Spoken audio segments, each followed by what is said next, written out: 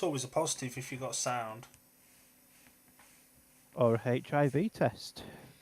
Oh, God. Sam Masters looks thrilled. You're a disaster waiting to happen, you are, Palmer. You only just realised? Well.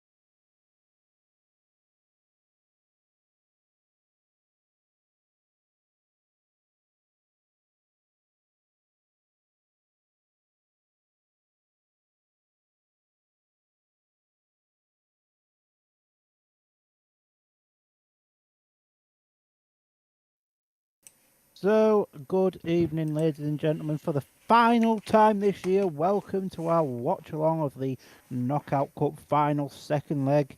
It's the Poole Pirates versus the Travelodge Oxford Cheetahs. I this evening am delighted to be joined by Mr. Dylan Hodges, and because it's the last one of the year, we had to pretend to be nice to him. We've got Alan back as well. I'm sorry, and I love all my audience, but I'm sorry. How we doing, chaps? It's cold, isn't it? It's a bit fresh, like I've had to put heating on. Yeah, it is. Bit fresh like. Alan's You just should. done us a solid by telling us the gate choice. What a boy. Who won it then? Poole are off 1 and 3. Them starts look really, really grippy. Same as last time then. We all remember how that one went. I've seen We do potatoes growing bloody nicer conditions than that. Should we run through the two teams, Palmer? Go on then, because it's the last one, I'll let you go through Poole first. We'll do it in normal order. Oh, God. So, for the Poole Wessex Marine Pirates, led by Neil Middleditch, chasing his 31st trophy as a team manager of the Pirates, riding at number 7, it's the man everyone was talking about after these two sides met here last time, Vinnie Ford. Number 6 is Tobias Thompson, who got a nice hefty fine for his words about the Oxford fans on the last time they were here.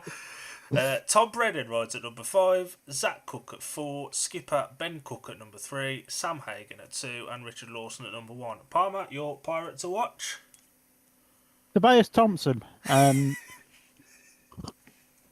if anyone's setting up a GoFundMe for his fine, I will happily contribute because I fully agree with his sentiments. But anyway, the reason why it's the man to watch, he is massively stepped up in this last 2 months of the season, and I mean, let's be honest, the title's already Poole's, so I think he's going to want to put in a very good performance with an eye towards 2025, and to be honest, it wouldn't be fair if Poole didn't at least offer him a spot. I couldn't agree more with that. I'm going to go with Vinnie Ford. Made himself the talking point of the last meeting between the two sides at Wimborne Road. Was fantastic in the first leg last week at Oxford, only dropping points in his 4th ride. He was unbeaten up until then. He's got the bit between his teeth, and for people who say he can only pass riders by wiping them out, he proved last week that he can absolutely pass riders cleanly, fairly, and bide his time to do it, and he looked fantastic, and I think he'll have the bit between his teeth again tonight. And hopefully tonight he won't receive any death threats. Yeah, that's a story for another day, isn't it? Yeah, I don't think that's one for the watch along. Maybe we could do it in the D&D season review if we're doing one. Yeah, that'll be Uh, the one. So, introducing the Oxford Travelodge Cheetahs this evening. At number 1, Oxford Rider Sam Masters. At number 2, Scunthorpe Captain Simon Lambert. At number 3, Oxford Rider Ashton Bowden. At number 4, Red Car Rider Dan Gilks. At number 5, Red Car Rider Jason Edwards. At number 6, Red Car Rider Ben Trigger. And at number 7, Edinburgh Rider Connor Coles. Which guest did you want to watch, Bush? I'm gonna go for Simon Lambert. He does ride Poole relatively well. He was solid enough when Scunny have been here this season. He doesn't necessarily pull up any trees, but just goes about his business. And crucially, for that very young team, barring Sam Masters, size, experience, and leadership skills will be pivotal in the pits for the Cheetahs as well, to try and keep heads up in what is good. What is going to be a very difficult night, it's got to be said. I mean, if you want any guest, you want a captain of a team that won a trophy here last season.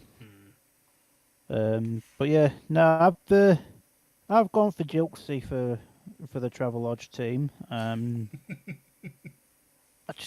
just you know, he's put in really good performances for Oxford this season, and would not be surprised to see him announced as a cheater in the very, very near future. Yeah, I couldn't agree with that more. To be honest, I think he'll almost certainly be a cheater next year. Oxford have started their Championship team building already with the announcements of Luke Killeen and Ashton Bowden as well. So Yeah, that they have, and it scuffers up the rumours, doesn't it, that Ashton was going to Glasgow. It does. Should we bring Alan in and get his riders to watch? Because, you know, we've mentioned Alan, we've mentioned Glasgow. We've mentioned him now. We may as well.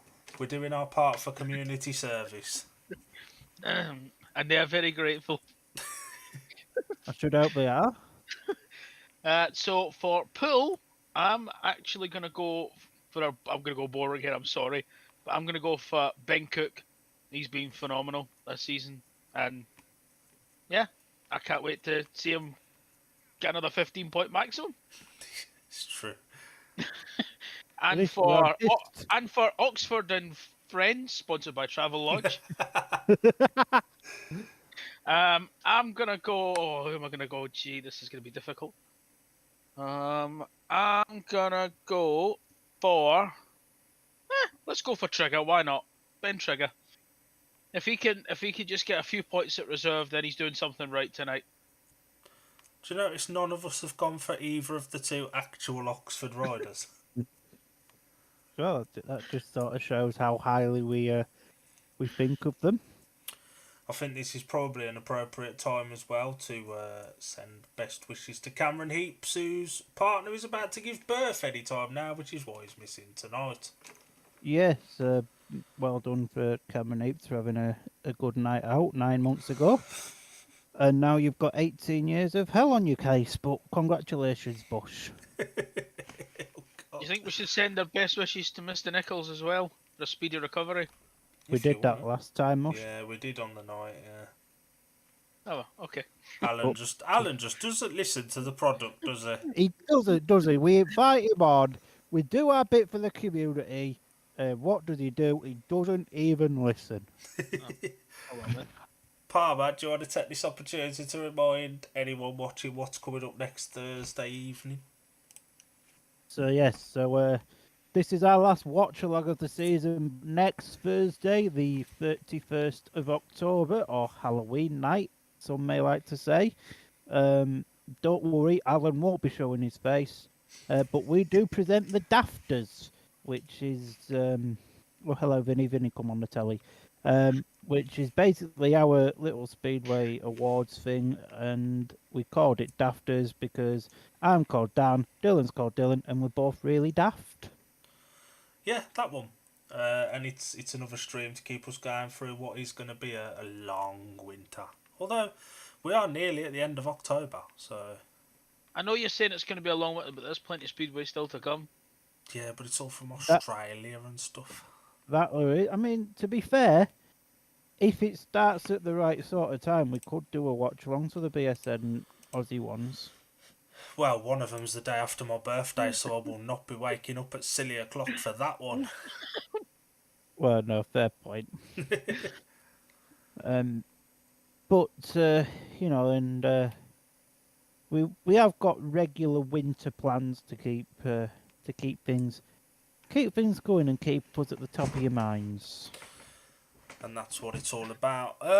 With Vinny on the screen, should we just quickly touch on the news articles that have come out over the last 24 hours or so from Midlow and from Vinny? I mean, don't get me wrong, right? I'm sure everybody watching. Hello, Ash and Vinny, if you're watching. Good evening to you. You go to Speedway, you have a bit of friendly banter, and that's normally as far as it goes. There's no point, you know. You don't go to Speedway, you don't shout death threats at riders, and you know the teams and managers of both clubs heard it all. Thankfully, Vinny's very much like me and just don't really care. He'll just get on with his business. But yeah, poor Vincent. Yeah, it does somewhat overshadow what is promoted as a family-friendly sport, I suppose. You know, obviously, he said some things after the first leg of the second leg even of the playoff final, but he's a 17-year-old kid, isn't he? He's just a kid, isn't he? You know, and again, you know, like I mean, I don't know about yourself. I've seen them crashes now multiple times, and it purely is down to an experience of, you know, riding in that caliber of meeting. And there is an experienced fella who put an interesting tweet out yesterday agreeing with what we've said and what many of us seem to disagree with. I was never much of a Bewley fan because he rides for Belfield, but I respect him a lot more now for that. And when you've got the world number 4 coming out and saying that, obviously from a rider's point of view, we both said it at the time, but we've not been riders, so our views don't really count for a lot other than on this YouTube channel, because that's exactly what it is, our views. Well, my views of Dan Palmer in the corner, because he's still got his camera on. Oh, I have. 2 seconds. But, you know, it's our views, and, you know, but somebody who does ride a bike and has been in those situations at the highest level as well has also agreed with them. So, bit of justification for, I think it was Michael Brecken on that night. Bit of justification that, you know, and more for Vinny as well, especially the you know, the second one where, for us, Jody Scott turns in. 100%. So the next question, I suppose, is how many of the Pirates are going to go through the card with 4 or 5 ride maximums tonight? At least 4. You reckon? I mean, it's like, obviously, I looked at the aggregate score earlier. You know, the Pirates need 34 points over 15 heats. They'll probably get that in the first half, to be honest. They'll get them 34 points for 3 riders. Yeah, Richard Lawson, Tom Brennan and Ben Cook, you'd expect 2 of the 3 to get 15 and the other to get a 4 ride max. Yeah, 100%. Vinny looks cool, calm and collected. Yeah, he's just got to enjoy it, ain't he? He went to the Lions Den last week at Cowley and just took it all in his stride. He's back home in front of the fans that are, you know, supporting him and are going to be cheering for him and stuff. And he'll just enjoy it as it goes. I think Peter Schreck and Sam Masters having a laugh with the Cook boys, and Sam Hagen and Vinny's there as well. That's just what it is, ain't it? The target for tonight for the Cheetahs is, and for Poole as well, everyone goes home in one piece, finish the season strong and come back again next year.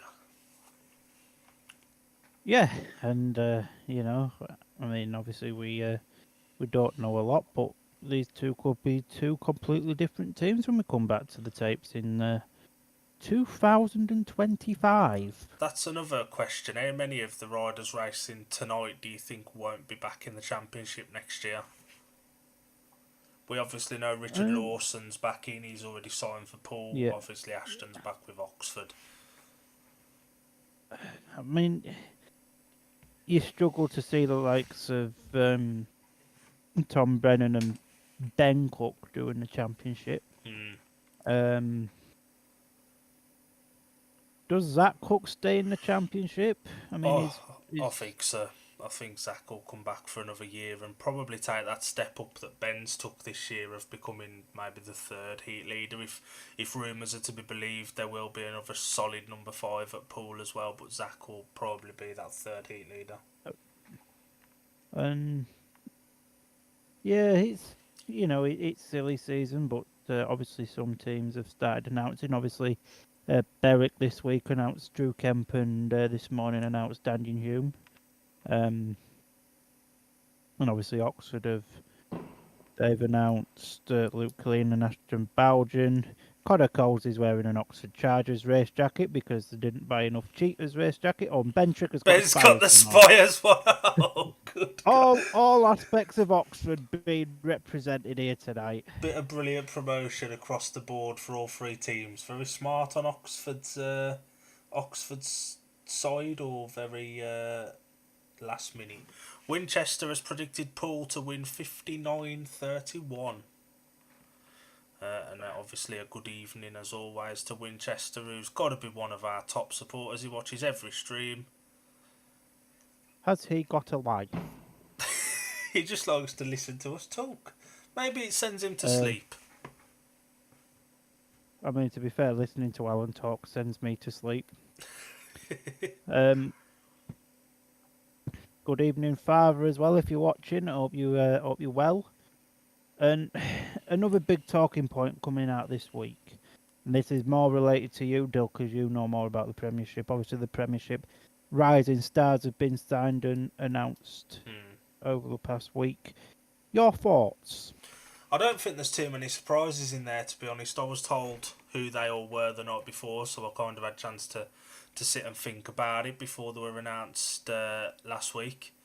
I think Leon Flint to Sheffield will be a fantastic signing for Sheffield. I don't think it's any sort of surprise to anyone that he's not at Birmingham. I think both sides mutually agreed that it just hadn't worked out for him. They still remain friends and on good terms, but I think everyone agreed that it was for the best he went elsewhere. Bellevue retaining Jake Mulford, I think is a fantastic acquisition. He really stepped up, particularly in the playoffs for the Aces. Kings Lynn signing Ashton Bowden's an interesting one, and obviously got Oxford fans a bit worried that he'd moved clubs in the Premiership, which I think probably forced their hand to announce him a bit earlier than they would have liked in the Championship as well. Who else have we got? Oxford's is Luke Killeen. There's no surprise there. He's their little project. They're putting a lot of hopes on the future with Luke Killeen. Jordan Jenkins moving back onto the Rising Star list for Ipswich. I think that'll do JJ the world of good. He's struggled a little bit this season. Obviously started in the main body. Had a difficult season which ended on the sidelines. Who else have we got? You haven't Leicester. mentioned Jace. I'm coming to him last. Okay. Sam Hagan back at Leicester. We've both agreed that we think Sam Hagan at Leicester's moving to Leicester was sort of derailed him a little bit, maybe. But he's up for the challenge again. He is one of the better set up riders, obviously with Martin Hagan and Hagan Shocks behind him. It's a massive potential that Sam's got. And the Brummies selecting Jason Edwards, for me, is the deal of the season so far with the riders that have been announced. Obviously, we know Jace quite well, both of us. Speaking of Jace, there he is on the screen. There he is. We don't look very happy. We both know him really well. He is a nice fella, always smiling, always up for a laugh, and rides with his heart on his sleeve. But he's a very experienced rider to have at Rising Star, and I don't think it's any surprise to see him move back to that position after a challenging season, I think, at number 6. But massive credit to him for trying to move up and change things up a little bit. Here he is on the telly. The hero himself. And those scunny Kevlars. Oh, look at that with the Knockout Cup Champions 2023 logo on his on his scunny suit. That was a year ago on Monday. That actually, very very good times. Only things were a little bit different this year, but it is what it is, and I'm sure we'll go back to. I thought that was Rag and Bone Man in the crowd then. With that big ass beard in the white hoodie. Winchester has said Poole to win tonight and face Plymouth in the first round next season, so guaranteed semi for Poole. Do you know what the worst bit about it is? He's probably right. He's probably right. I think, some of these riders, I think it's fair to say, won't be representing these clubs tonight. So after tonight, I think, a couple of the Poole boys will probably be moving on. So, they'll be hoping to go out on a high. I'm a little bit worried this may be Tobias Thompson's last night as a Pirate. So hopefully he has a good one to bow out on a high if that were to be the case. It would be extremely unfair, at least if Poole didn't offer Tobias Thompson a chance to come back. I'm gonna sound like a bit of a knob here, but up until the playoffs and these cup meetings, since moving to reserve, it was disappointing. He hasn't been great, has he? But I think he's probably been better than what everybody expected at the start of the season. Yeah, absolutely.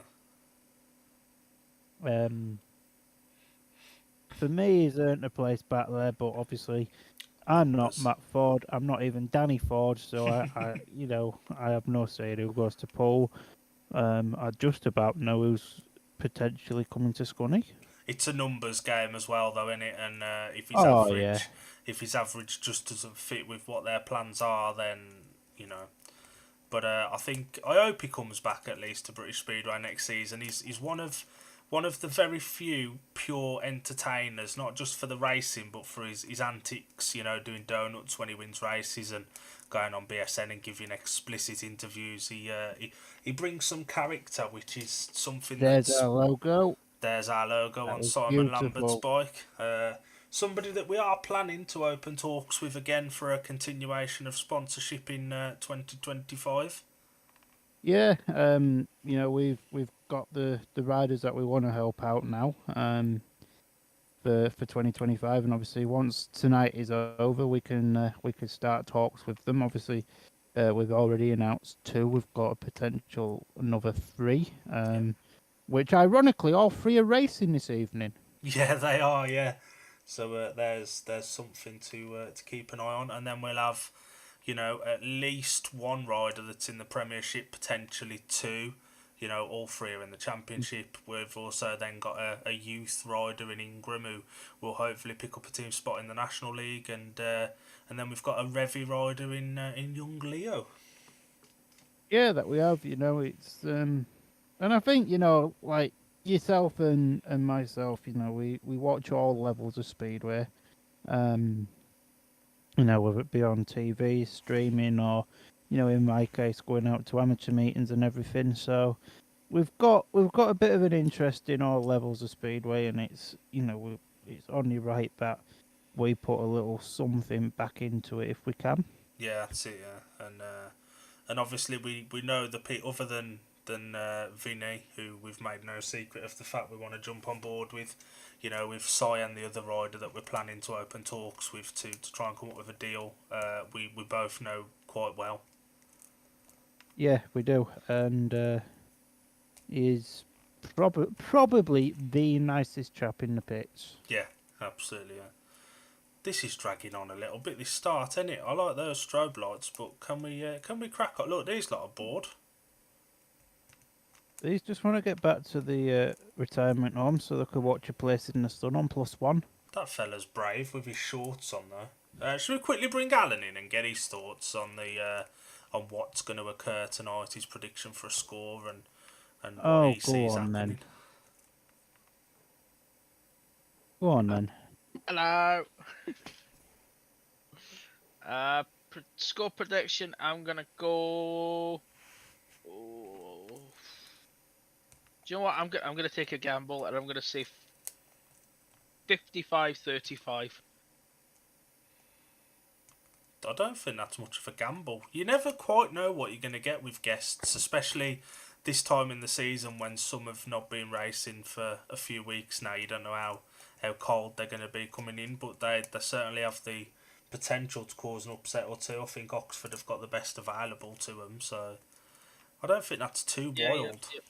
No, you're right. I was skeptical when at first when I seen someone that I shall remain nameless his name on the rider list. I know for a fact Dad wasn't happy when I mentioned it. Oh. Mm. Oh, we got 2 minute clock on. Out, we'll bring you Yeah, back in wait. after. Bye bye. Idiot. Right. Now that Mr. Nonsense is out of the way. But I'm still here. Oh, the foreign one. Oh, the fella from the Iron Brew Land. That one. That's so odd. That's the guy. The coin toss was done on BSN a little bit earlier, and Poole took 1 and 3 in heat number 1. Starts look a bit moist. You could grow potatoes in there for sure. Was this not the gate choice last time they were here when Sam Masters and Richard Lawson had a little bit of a coming together? Richard Lawson's got Sam Hagen's red helmet colour on. I think it might have been the other way around. I'm sure Richard was off 4. Oh, maybe it was. I can't quite Who remember. Who knows? But the lineup for heat number 1 of 15 of this Knockout Cup second leg, going off the inside gate in blue for the Pirates, Sam Hagen. Gate 2 in yellow for the Cheetahs, Simon Lambert. Gate 3 in red for the Pirates is Richard Lawson. And off the outside in white for the Cheetahs, the standing captain for the evening, Sam Masters. That it is, yeah. Just give me... Is it just me, or is the stream been like a little bit slow? And it's just weird. But hopefully the stream won't be affected. So then, tape's about to rise for heat number 1. Start Bash walks away we go. It's a very good start there, as we expect for the riders off gates 3 and 4 there, with Richard Lawson taking the lead. Masters there in second, Hagen in third, Lambert at the back at the moment. Although Sam Masters try to go around the outside here of Richard Lawson, and Lambert on the inside there of Hagen, nearly wiping him out there.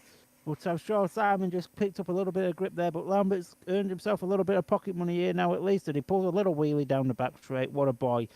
Still Richard Lawson out in front, being chased all the way by Sam Masters, but to be fair, Richard Lawson could check out, he could go get himself a hamburger because he's virtually got this race won. The race in this one at the minute is between third and fourth, with Lambert just about keeping Sam Hagen behind him. We've got one lot left to go though. Hagen's trying absolutely everything to see if he can make a move on Si. As we cut back to Richard Lawson now, he's out in front. He's about to enjoy his kebab and chips as he takes the win for heat number 1. I think that was a case of Sam Hagen running a bit too mid-track and Si maybe grabbing a little bit of grip down on the inside, and both things came together and Sam Hagen was relegated to the back.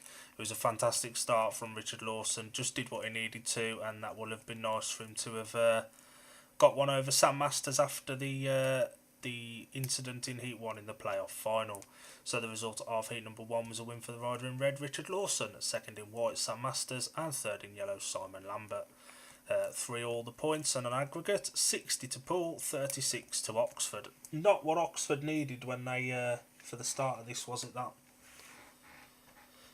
No, but to be fair, I think that's probably the best Oxford could have hoped for. 100%, yeah, 100%.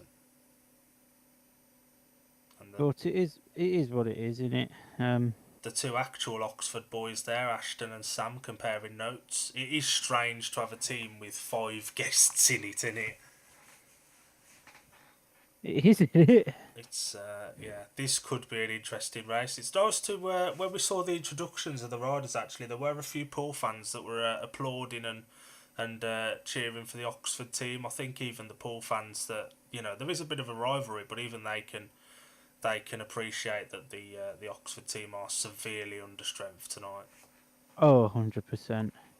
But here we go. We haven't got any Oxford Cheetahs guests. We've got the Chargers and we've got the Spires, though. British Speedway. They're just doing their bit for promoting all their teams. Vinny's bogs broke down. Oh no! Oh, no! Come on, Kelsey, get on it, son. One of the Oxford fans have put a sponge in his engine to sap up all his fuel.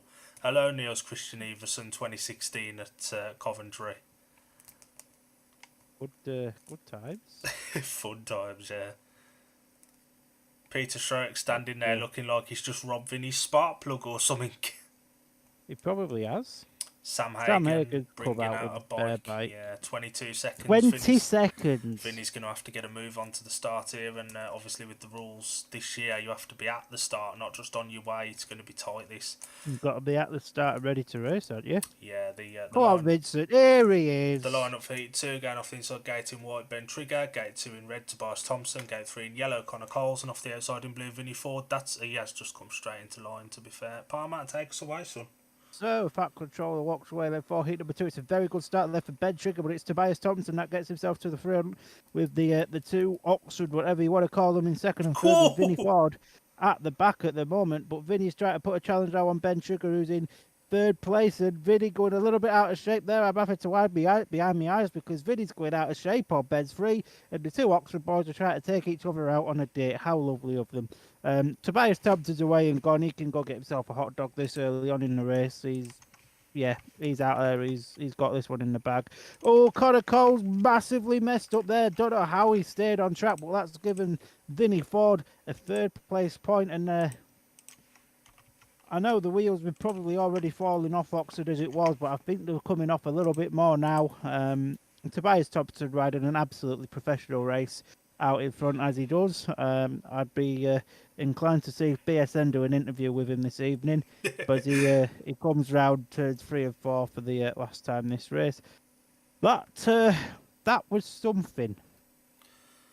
Yeah, brilliant start from Tobias. Did exactly what he needed to do. I'd be interested to see that first turn again. In my mind, Ben Trigger's back wheel was over the white line on the inside. If it wasn't, it was close. It was very close. But I'd definitely be interested to see that back again.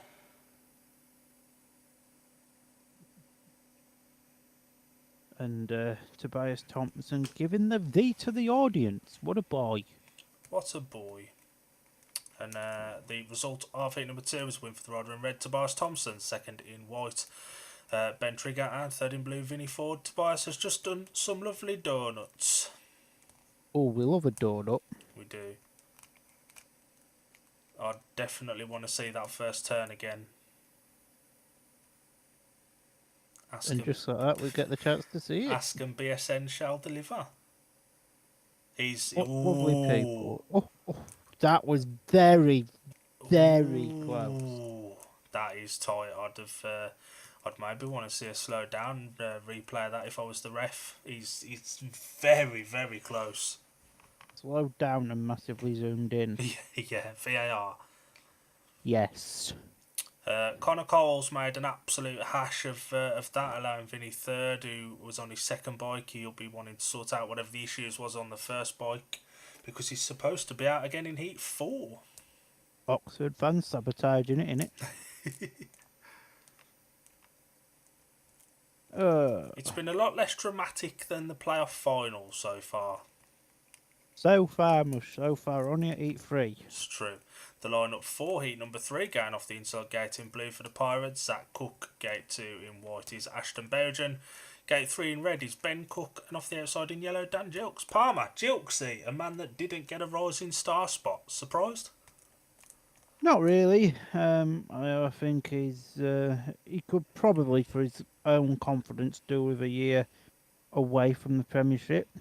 Um, and do like the Championship full time, and then should a Premiership team come calling mid-season, I could see him potentially taking up that offer should it arise. Interesting to see how Ashton gets on here. Had a very difficult night in the playoff final. Did have a good race, but the other three were not very good, were Not they? very good. His The his confidence seems to have gone. He seems to be shutting off a lot. Let's hope he doesn't do that tonight.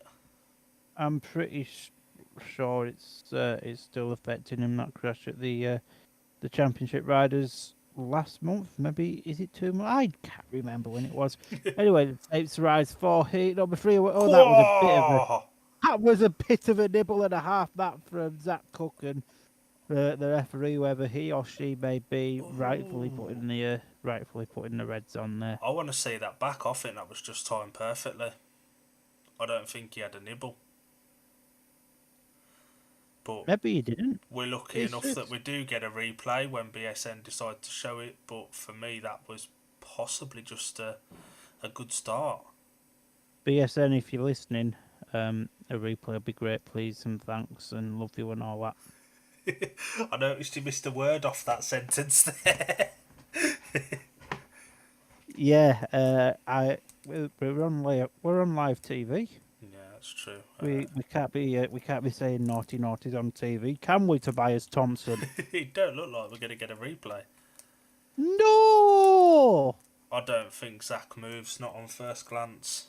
Maybe they'll show us after. Maybe. Ref is Chris Gay, says Alan. Well, we all know Alan is Mr. Chris's last name on a night out. Oh, God. The last one of the season, I've got all off season to work out some new material. We've just got to get through another 12 races. Oh, God. We've just got to get through another 12 races. If we need to, I'll just get Barbie with dog on comms. It'll be interesting to see if Zach's been warned. If he has been, then the ref clearly will have seen a replay. If he's not, then the ref's almost admitting he made a mistake there.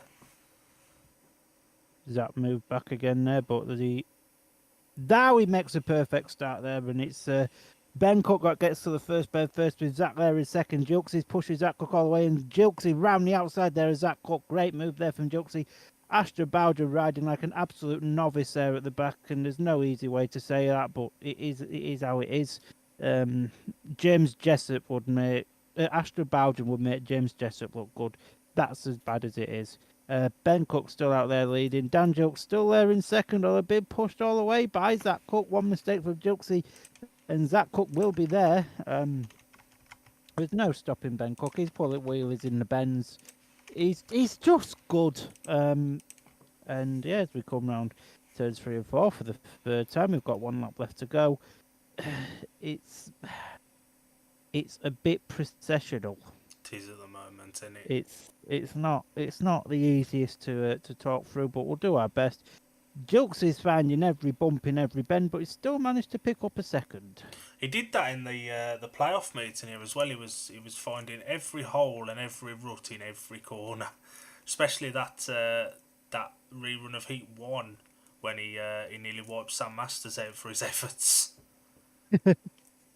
That was easy as you like. Both Poole boys made the start. Zach a little bit mid-track and Jilksy straight around the outside. To me, it looked like Ashton shut off again. But the result of Heat 3 was a win for the rider in red, Ben Cook. Second in yellow, Dan Jilks. And third in blue, Zach Cook. 11-7 on the night, 68-40 on aggregate. I'd be interested to see Ashton. For me, definitely shut off. He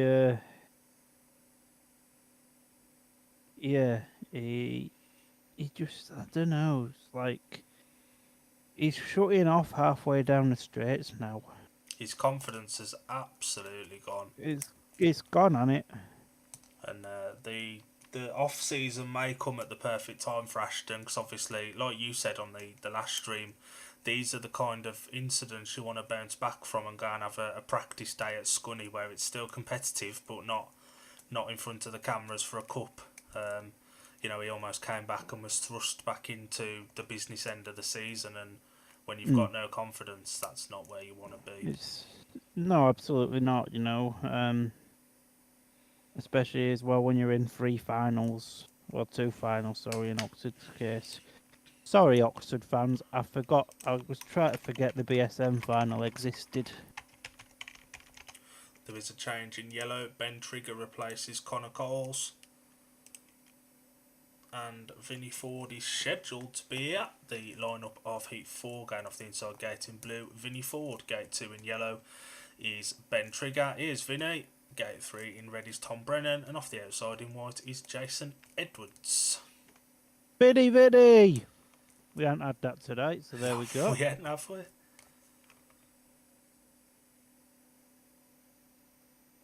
So, just to wait the riders to come up to the tapes for the last Heat 4 of the season. Unless it gets rerun. Unless it gets rerun.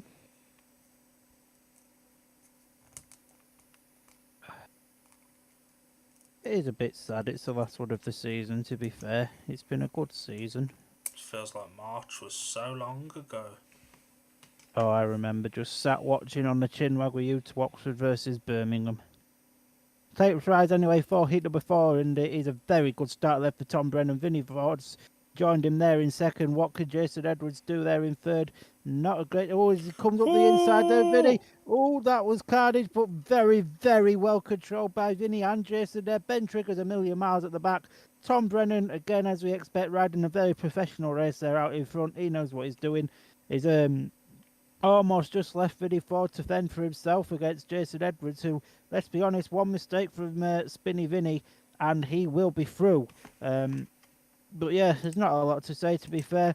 Ben Trigger may as well have stayed at home and gone to Weight Watchers. Tom Brennan's out there doing Tom Brennan things, as he's done all season long here at Poole. For saying he come to learn this track, he's certainly mastered it. Jason Edwards closing in on Vinnie at the moment as he come down the back straight for the last time. Tom Brennan's got this one in the bag as he comes and takes the flag, and Vinnie takes the second, giving us the first 5-1 of the night. That was a brilliant ride from Vinnie. Jason threw everything at him down the back straight. Fair but hard move, and Vinnie held his ground. Jason, obviously, as we know, not a dirty rider. He was just going for a gap, and Vinnie held it well. Brilliant way to bounce back with a paid win. Oh, 100%. And Vinnie taking the going round with Tom to take the applause of the crowd. And I think the Poole fans have definitely taken to Vinnie Ford as well. The result. I mean, we have. The result of Heat 4 was a win for the rider in red, Tom Brennan. Second in blue, Vinnie Ford. And third in white, Jason Edwards. 16-8 on the night, 73-41 on aggregate. Poole need 17 points to mathematically secure it.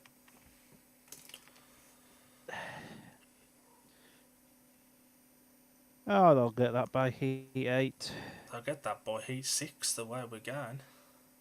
And that's obviously with every point that Oxford drop as well, that becomes less. Oh, yeah. 100%. And the tractors are out. The Blues leading the way. Shall we have a quick chat work with Alan, see what he's thought of the action so far? Yeah. I think he's dead. I'm not dead. Oh, I was he's waiting alive. on it. I wanted to hear Palmer for one last time. Going, Alan. He was playing STS by the sounds of it. No, I was watching the Speedway actually. Shocking. Was you really? That makes a was. change. I'm watching it behind my eyes as two riders have almost tried to kill. Tobias is on the screen. Tobias is getting interviewed. What you made of it so far? It's been pretty processional, if I'm being honest. Like everyone expected it to be. Oxford's tried the hardest, but it's just not happening for them, is it? No. No, it isn't. Even your mate from Scunny's tried his best, but it's Hey, not happening for him. it's got a point paid to. That's like earn his tray of chips for the way home. McDonald's, isn't it, on a race night?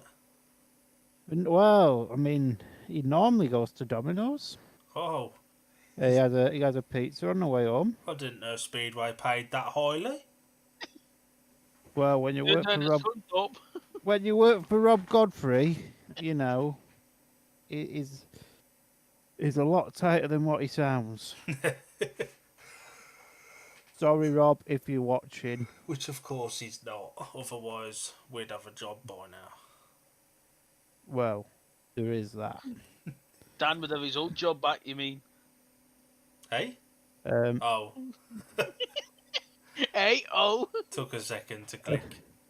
Eurosport, if you're watching, chat, hit me up and I'll give you our numbers. You couldn't even. Not Alan's though. You couldn't even get on the Eurostar, let alone Eurosport. No, I couldn't get on the Eurostar. Do you not know how much train tickets cost in this day and age? Especially underwater ones. Exactly. No, Palmer would get lost in the Eurocentral. He would. He'd get lost. I'm somewhere between Calais and Dover. In a place called I can't even read it. I think I'm drowning. Oh, and that is absolutely what Palmer would do. We've got 5 viewers. Yeah, If it is. anyone's in the comments, drop a comment and keep us talking, so we don't end up talking about Palmer drowning in somewhere in the English Channel, We only bite if you have cake. or warmed up chocolate Or- sponge this time of year now. Or you're Alan on a hog roast. They're talking to Tobias for a long time. Kilby's really worried he's going to let a word slip out here. He's got the look in the eye Yes. of just, He has. Al, what did you make of the Zach Cook start? Did he move or was it a good start? I'm gonna be honest, I think he moved. They ain't showed us a replay, so we don't actually know. No, and to be fair, it doesn't look like he's had a warning, so maybe the ref's thinking he's got it wrong. The ref might have dropped a howler. who Christina? knows? No, Is that you? Christopher. Christopher, woman, Christina. Yeah, I maybe hope it's that plays Christina in the into- box and not Christopher. We'll bring Alan back in after. Riders are getting ready to come out for heat number 5. Aye. Brennan must be cold. He's got a nice big jacket on. Although I can imagine it's a little bit on the fresh side down on the south coast this time of year. And you can guarantee his mechanic still got his shorts on. Kyle's probably still got his shorts on, yeah. Maybe that's the only clothes he owns. That's worrying. I agree. That you're thinking about that. Well, it's just what you see him wear all the time on the old telly box. Do you know what I mean? It's team uniform. We don't have that at a Lincolnshire club. The riders now out for heat 5. Ben Cook, brilliant ride last time out. Zach was there, but just a little bit the wrong line, I think, against Cy and Sam. So we've got the midgets versus the Lancs. Well, midget And- versus the and- yeah. Zach ain't and that Zach- tall, is he? Zach Cook's just in there for Bants. So the lineup of heat 5 going off the inside gate in yellow. Simon Lambert paid second place first time out. Gate 2 in red. A win first time out for Ben Cook. Gate 3 in white. Sam Masters second behind Richard Lawson in heat 1. And off the outside in blue, Zach Cook third behind Dan Gilks and Ben Cook in heat 3. That is correct, Amundo. I'm getting good at this remembering, Lark. Signing's the last one of the year. Finally figured out how to do it. Now we've got all winter to forget about it. Yeah, something like that. And we'll start all again in April. Yeah. So, start Marshall walks away then 4, heat number 5. The tapes rise away. We go. It's a very good start there for Ben Cook as expected. Sam Masters there in the second place. Goes really wide. Lambert up the inside there as well. Manages to get himself third. And it's a ding-dong battle at the front between Sam Masters and Ben Cook. Ben Cook just holding Masters clear now, but there's a bit of a battle about to emerge at the back as Simon Lambert's just holding off Zach Cook at the current point of time. Ben Cook, though, doing a professional job there out in front with, is doing very well to hold Sam Masters towards the rear of the field, and he's doing a very, very good job of it. Although Zach Cook now is putting Simon Lambert under some pressure at the rear of the field, and Si's got to be careful, otherwise Zach Cook will be through. Ben Cook started to extend his lead now over Sam Masters. So the first two of the races are but completed now. It's just a big battle to go down the back straight for the last time. Who will claim that third place? Will it be Big Sexy Si or will it be Zach Cook? And it's gonna be Si just. Brilliant ride from Ben. That made the gate. Sam Masters with a very smart cutback exiting Ben 2 and nearly gets up the inside of Ben on Ben 3. Ben just screws it on around the outside, puts his wheel in the dirt and just clears off. Sam was comfortable in second. Zach paid the price for a poor start, to be fair. And if, as we all expect, this is Ben Cook's swan song for Poole, he's going about it the right way at the moment. The result of heat number 5 was a win for the rider in red, Ben Cook, second in white, Sam Masters, and third in yellow, Simon Lambert. 19-11 the progressive score on the night, and the aggregate is 76-44. Bit of a tonkin. Will we see the reserve swap back for Oxford here? If so, I expect to see probably Connor Coles in yellow. And indeed we do. Just like that it is. Sam Hagan and Richard Lawson are both on their way out. I hope that Sam Hagan gets to keep his Heat 8 tonight. He obviously had it took off him last meeting in the playoff fixture. I really hope he gets to keep it tonight and just gets his 4 programmed rides. Obviously last one of the season. Let's be realistic, there's no chance of them not winning the Knockout Cup. So not now unless they get like 5-0 the rest of the meeting. They could put 2 riders out for the rest of the night and they'd still win it. To be fair, they'd still win having Hagan and Vinnie Ford out.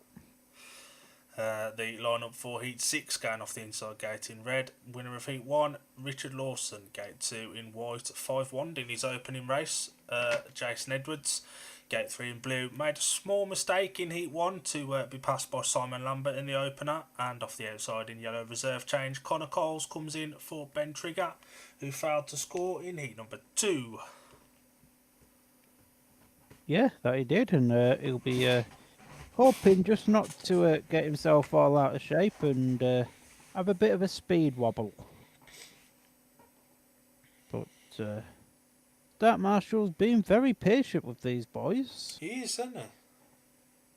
Does he not know we've got beds to go to and pack-ups to make for work in the morning and... And you absolutely not leaving it to your auntie again so you don't get a cheese sandwich. Oh, absolutely not. That track staff member needs to hurry up, he's about to get flattened. Yes, he does. So Start Marshall Waterwell in for heat number 6, away we go. And it's a decent start for Jason Edwards, but by the time we get to Ben 1, it's Richard Lawson that's already gained a lead, and it's only going to get bigger as the race progresses. The race is already over now, to be fair. Sam Haker's going to score a point. Jason Edwards is going to get 2. Connor Cole's just doing Connor Cole's things, as he has done all season, according to Edinburgh fans. And yeah, that's about it, really. Richard Lawson's still leading. Jason Edwards is still there in second. It's chasing Lawson, to be fair. Sam Hagan's there in third, as we go into the third lap now. Richard Lawson, again, doing a very professional job. Already signed, again, with the Pirates for next year. So he knows he doesn't have to worry about things as we go into the final lap, then, of this race. It's pretty spread out. But, yeah, Richard Lawson, a bit of a hairy, scary moment coming off the second bend there. But he's done enough laps around Wimborne Road to keep himself sorted. And he takes another win. Yeah, like you mentioned there, Richard Lawson's obviously already signed again for next year. It's got to make him ride with a little bit more ease. I don't think anyone would have expected him to move on from Poole anyway, but to already have that sewn up ready has got to be a weight off the mind. I mean, I believe, if I remember right, he signed the contract at his own testimonial, didn't he? He did, yeah, which is a cool way for Danny and Matt Ford to reward him for his efforts. The result of Heat 6 was a win for the rider in red, Richard Lawson, second in white, Jason Edwards, and third in blue, Sam Hagan. 23-13 on the night, 80-46 on aggregate. Poole need 10 points. And we may get 5 of those in this next one, to be honest. I reckon we probably will. There's every chance. Tobias Thompson was fantastic in the first one, and Brennan was solid as well, did what you'd expect. Jilksy had a bit of pace about him, but as we've already mentioned, Ashton's struggling, isn't he? He is, isn't he? And it's not nice to see because he's still a young lad, isn't he? And to go from the highs of maxing out around Redcar against Charles Wright to now finishing half a lap behind everybody, it's not good, is it? No. But, no. But then fair play, he's still turning up and he's still trying. The easiest thing in the world to do would have been to just say, I'm done for the season. I'll be back next year. But then it's like we say, and obviously Oxford probably isn't my favourite club, but they've sort of just put an arm round him, haven't they, and just been like, just go out there and ride your bike.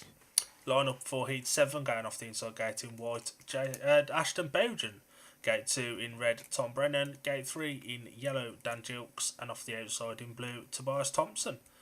British Youth off gates 1, 2 and 3 versus the very entertaining Dane off gate 4.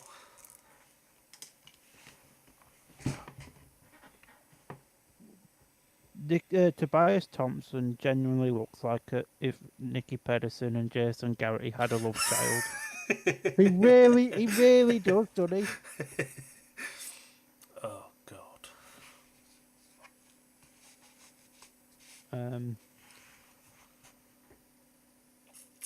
But yeah, Tobias was really quick in Heat 2, so it would not surprise me to see him go out and win this one either.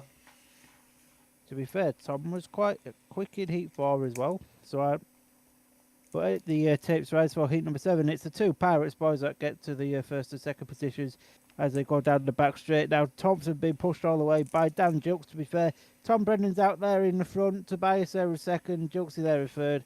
Ashton again is a million miles at the back. It is quite gut-wrenching to see Ashton struggling this far as he was having a really, really solid season.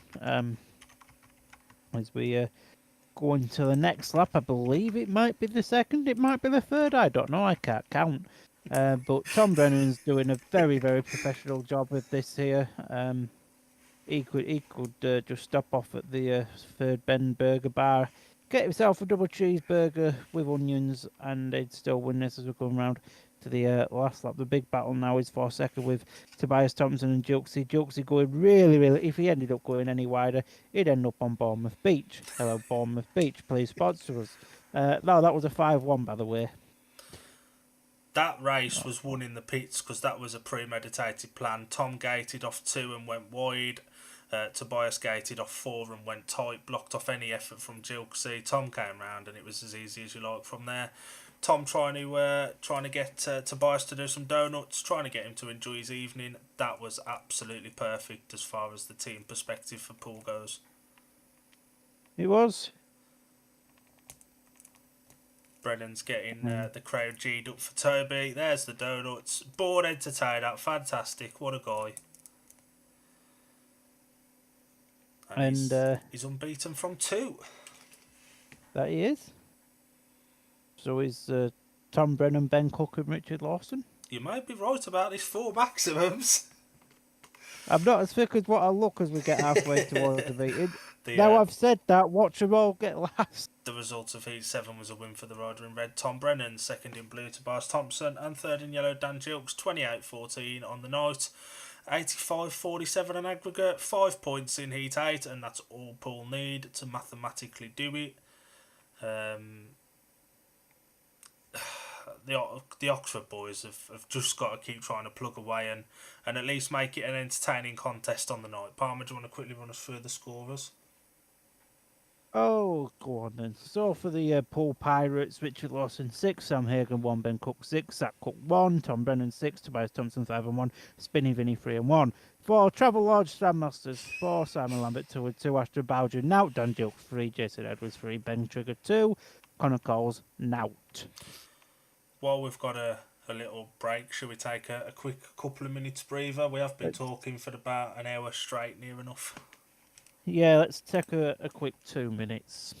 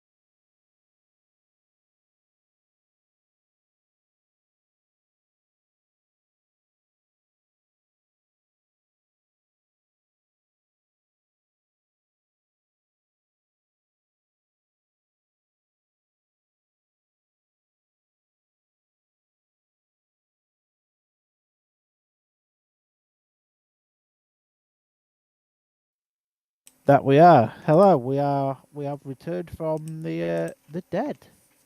Ben So Trigger goes in yellow. Triggs in yellow. We've just seen a parrot. It's amazing what you see at speedway meetings these days.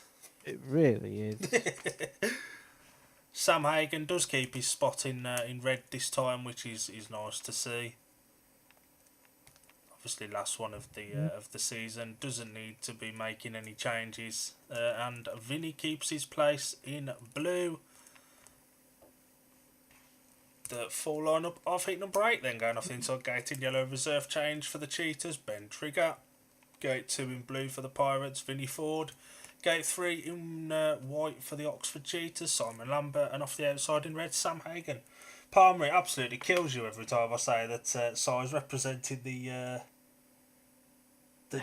Cheetahs, doesn't it? It just isn't right. No. It just is not right. But then again, it just isn't right when he's like guesting for other teams. You know, he's Scunny's Simon Lambert, and I mean that Oxford suit, what BSN's pictured in him, does not give him a good look at all. Poor Si. So Starmaster walks away 4 heat number 8, tapes right away we go. And it's a very good start there for Spinny Vinny, who's there out in front, and he's about to be joined by Sam Hagan, who blasts himself round the outside. What a ride there from Sam Hagan. This could Vinny be the 5 points that Poole need. This could very well be the 5 points that give Poole the knockout cup, which they lost to a much superior team last year, just saying. Is it bad that I was secretly hoping, and I'm still secretly hoping for a Sam Hagan retirement, just for a Dream Team 5-1? Probably isn't going to happen now, but, you know, a lad could hope. Sam Hagan's a mile out in front, as you'd probably expect from this one. Simon Lambert's putting some pressure on Vinnie Ford, though, at the moment. So just pulling a little wheelie there down the home straight. It's very close now between the D&D Media Dream Team of 2025 potentially, but I think Vinny's got enough in the tank to hold on to second, and just like that he has. That's the title wrapped up for Poole after Heat 8, and it's quite fitting that Sam Hagan and Vinnie Ford bring it home. That it is.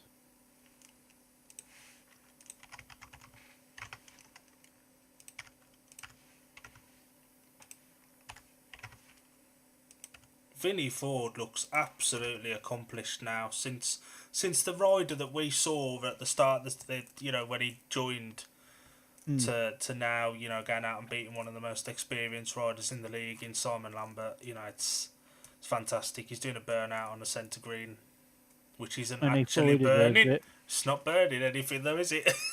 There's nothing there. But it's fitting that it's the 2 young British lads that wrap it up.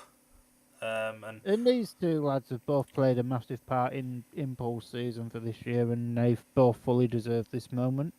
They do, yeah, and it was fitting, the last time, Tobias Thompson there giving Vinny a hug and just embracing. And Zach Cook. And Zach, yeah, just embracing, and, it shows the vital, importance that the reserves have played, and Sam and Vinny wrapping that up.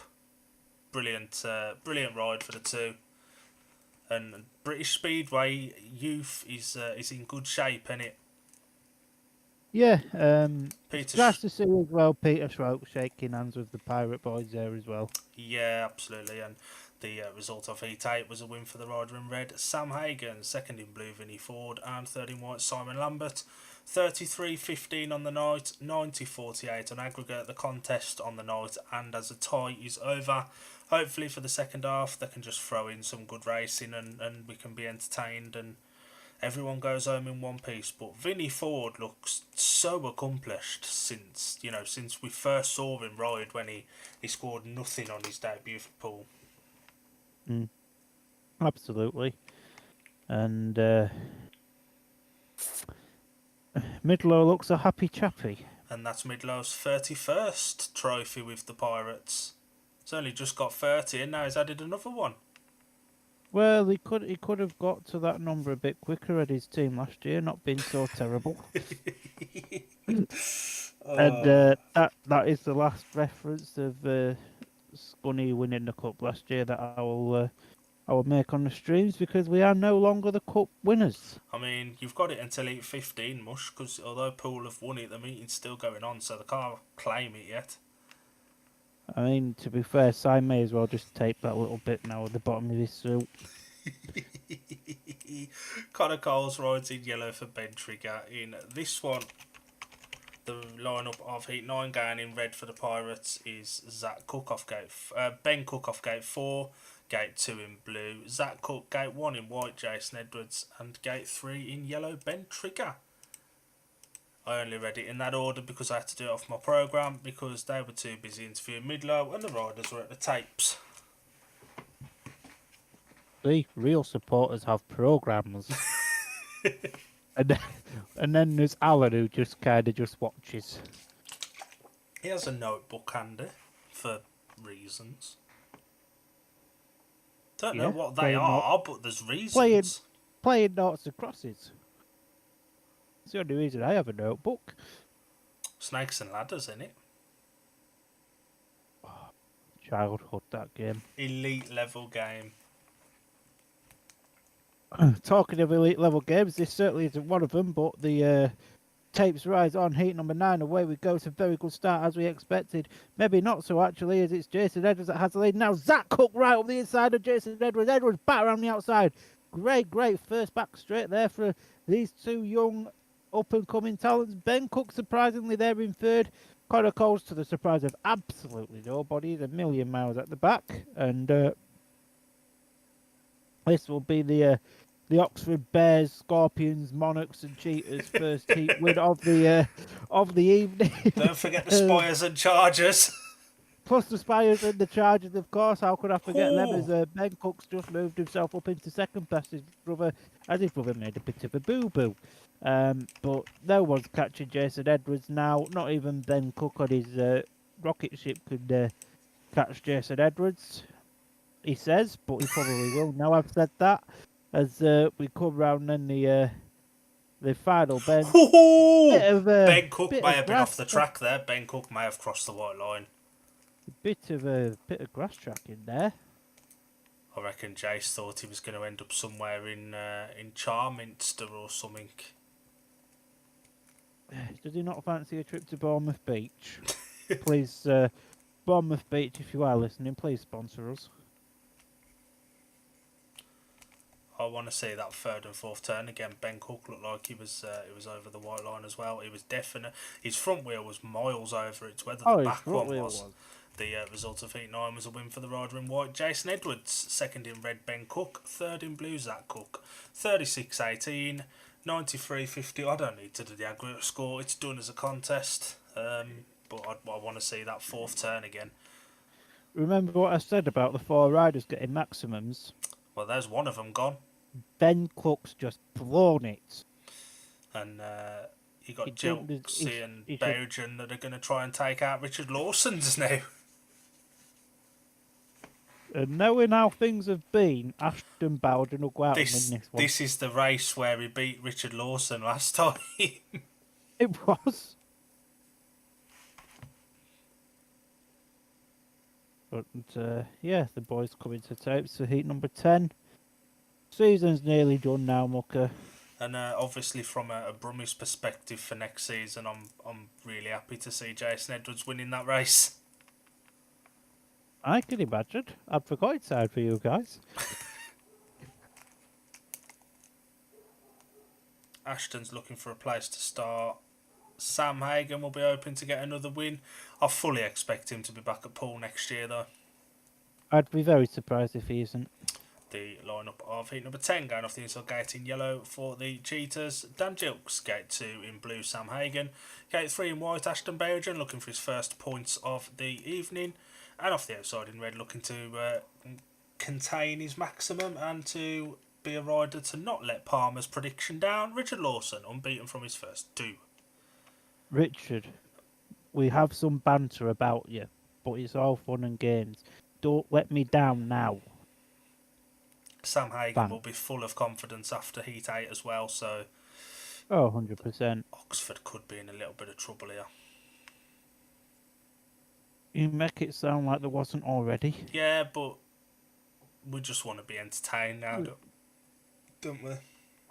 They're only 42 points down on aggregate. It's nothing much. Nah, I'll crawl all that back in no time. Exactly. Maybe by about next May. Maybe, if we're lucky. So the tapes ride anyway for heat number 10. A very good start there from Sam Hagan, who has the lead. Richard Lawson blasted himself round the outside. He went that far around the outside. He even went past Bournemouth. Jilks, he's gone on his own. He's going to get up. Or he's going to try. Jilks is down. Bowger's going to score a point if Dan can get his bike out of the Reds are on. Jilks, he absolutely tried to get up there and, His bike was stuck under the fence. He did absolutely It everything was. to get up. He will be excluded for that. Just award it for what it is. They're only on the second lap. I don't expect it to be awarded. But fair play to Jokes. He did try and get his bike up. He was stuck in the fence. He did everything he could. But Poole's obviously not the biggest of tracks. No, and to be fair, since he's been doing these guest bookings for Oxford, Dilks has really taken a step up. So yeah, it's not the I'm sort. pleased he's up and all right. He's not the sort of rider that'd lay it down just for the sake of it, is he? The worrying thing is, we keep saying it. Ashton shut off again going into the first turn. He did. You can see he's not even making it. You know, he's not even trying to hide it. It's so clear to see. Even idiots like me and you can see it. Idiots like me and you can see it. Alan probably can't. I don't know what happened there, because the track looks really grippy. So I don't know how he's ran out of grip there. He either ran out of grip or he picked up a little bit too much. It looked like he just slid off. Si's trying to talk to Ashton. Obviously, there's no more experienced rider than Si to try and give you some tips. Ashton just doesn't look there. He's not. It's just not bothered, is he? I don't think it's that. He hasn't got a confidence. It's really worrying. Like, it just looks like a shadow of himself there. I mean, you know it's bad when you've got Ben Trigger trying to G you up, and he's not the most prolific of riders. But if rumours are to be believed, Wimborne Road could see a lot more of Ben Trigger next year. Well, I mean, obviously, all will be revealed in the not too distant future. Obviously, they've got to go for their annual piss up first in Tenerife. I believe that starts next Friday. Or is that when it is? Even though everything is agreed. Did we say that out loud? Everything's sorted. Half the teams are already done. All of the teams are already done. All of the Premiership teams are done. Apart from one, ironically. Wouldn't be Birmingham, would it? It would be. Oh, you say that, and I don't mean this with any form of disrespect, but you say it like that, I could just see another year like this year for Birmingham when you say it like that. I think on the grand scheme of things, just the fact they're even running this year is a bonus. It's a bonus that they're even able to come to the tape. So we see what happens. Well, you never know. Bartosz Marzik might make his long-awaited return to the UK for I the wouldn't Brummies. want him at Birmingham. He can't ride British tracks. We saw that in the Nations. Well, this is it. Practice for the Manchester Grand Prix that literally no one wants. Well, unless you're a Bellevue fan. Yeah, some people do, even though they're skint after the Nations. Massively, aren't they? Mm-hmm. The lineup of Heat 10 will be rerun with disqualification of the rider in yellow, Dan Gilks. So nobody off 1, Sam Hagan gate 2, Ashton Bergen gate 3, Richard Lawson gate 4. I'm fully expecting a Poole 5-1 here. I've already got it written in. So this is where Ashton traps and clears off. And still shuts off before the first bend. It's one of them things, mental blocks are so difficult to overcome. Sometimes you just have to keep powering on. Sometimes, if you sort of shut off, then, shut your mind off, you may do yourself more damage. So fair play to him for trying to power through it and just, keep plodding on, but it's not nice to see, is it? No, and obviously he's got the winter. I'm sure he'll be doing some practicing here, there, and everywhere over the country. And he's there. Just as you say, he's there. And he's going to do it again. He's going to, isn't he? But Lawson's putting him under some pressure. But Bowden, he's found out that turny throttly make bike go fast. He's going to do it again. He's doing it again. This will not please Richard Lawson or you. Me. As we go into the third lap, but it is a very good ride here from Ashton, to be fair, to keep someone like Richard Lawson behind you, especially around Poole. So yeah, fair play to Ashton. He trapped and yeah, he actually looks like half a speedway rider now. But we've Have got we one got lap back left to in go. time for 2 weeks? I feel like we've seen this somewhere before. And Lawson tried to do a last dive up the inside, not going to work, and that's 2 heat wins in the bouts for the Oxford Travelodge guests. That's ruined your programme, Mush. Ashton not even acknowledging his opponents. I think that's really all Richard's gone into him. He's just shut off a bit early. I don't know why he's parked his gate right by the bike right by the gate. Lawson's not happy, but that was just because of the silly position Ashton dropped his bike in. And he's ruined his maximum. Yeah, I can't imagine he'll be very happy about that. Yeah, but that wasn't deliberate, like going into Oh, Ashton. no. That was because Ashton decided to park it in a stupid place. The result of Heat 10 was a win for the rider in white, Ashton Bowden, second in red, Richard Lawson, and third in blue, Sam Hagan. Points divided 3 apiece. Doesn't really matter. They're still 18 down on the night, but we go again. With Heat 11 coming up now, and it is just deja vu from the playoff final, isn't it? Pretty much.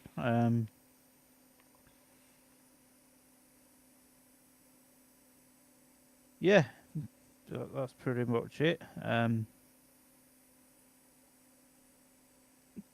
looks a little bit on the filthy side of things there. And I'd imagine there will be an interval after this one.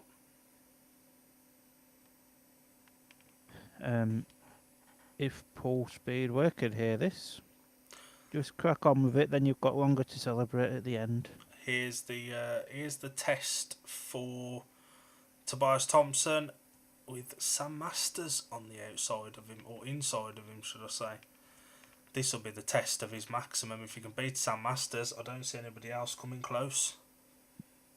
Oh, 100%. Full lineup of Heat 11, going off the inside gate in red, unbeaten so far. One of the only 2 maximum men left for the Pirates, who are ironically both in this race. Tom Brennan, gate 2 in white. Sam Masters, gate 3 in blue. Tobias Thompson, and off the outside in yellow, Simon Lambert. Palmer, your prediction could go completely Pete Tongia. It could, couldn't it? It really could. Well, I mean, it's already gone to Poole. It's already down. It's already down SH1T Creek without a paddle. It's already dead. And back-to-back heat wins for Oxford will do their confidence the world of good. That track marshal more bothered about getting the shale off his shoes. Get off the track, you Wally. 96. So the start marshal then the tapes right. Sorry for heat number 11. It's a very good start there for Sam Masters. Si, unfortunately, at the back. Oh, Sam Masters, you absolute insert explicit word here because, yeah, you're not doing my predictions any good, pal. If the ref could go back and just imagine someone moved at the start, probably Si did. You know, I could do with getting at least one right, but you know, it ain't going to happen. Sam Masters out there in front, they're going to win 3 races on the bounce. If only they'd started the meeting like this, or if only they'd started the cup final like this. I mean, they have all been 3-alls, to be fair.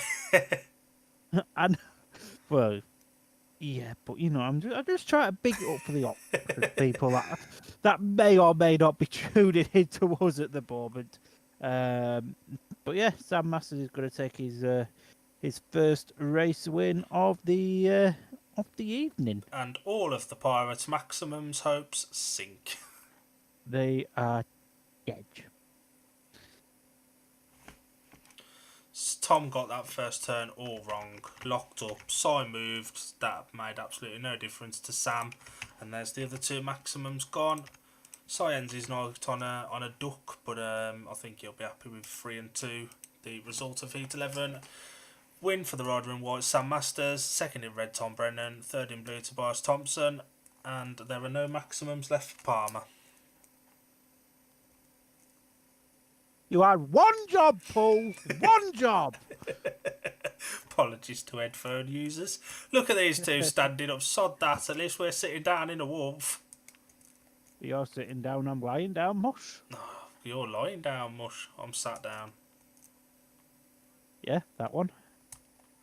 Sam will be happy with that. Obviously not Oxford tonight, but Oxford can take some solace from the fact that no Pirates are going to get a maximum tonight. And Oxford, their season's gone very, very much like ours at Scunny. We had a very, very solid start and middle of the season, but when everything mattered, the wheels just started coming off, whether it be injuries or luck or, everything's just fallen off the Cheetahs at the wrong time of year, and the Pirates have done the treble. So, Alan, we'll talk to you for a moment. What have you made of Oxford winning 3 races on the bounce? Alan, Spinny me!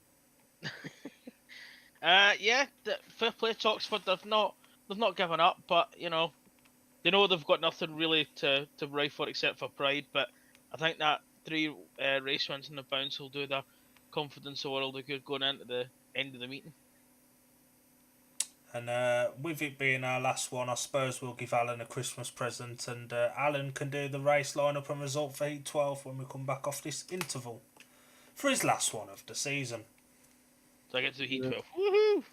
Only Heat 12 though. And I'll still butcher it. Probably.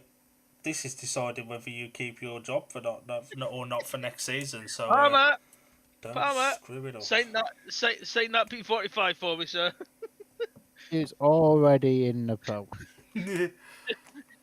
So we'll give Alan Heat 12 line-up and result, and that's Alan's season with Shoot Some Shale done. Just the lineups, yeah? Just line-up and result, Mush. Lineup result. To your job. Yeah, just for that one race, and Yeah. then I'll have the last 3. No problem. Spinny Vinny. What a boy. You know it's bad when Alan's robbing your sayings there. 100%. Yeah, but that I was saying, Mr. Dill, nothing to do with Alan. Terrible. And we can confirm Alan will be deducted pay from his community service for infringement of copyright. Ooh. Anyway, Al, Anyway. it's the last meeting of the British season. Yep. How many meetings have you been to this year, and why is it 2? Why is it 2 other commitments?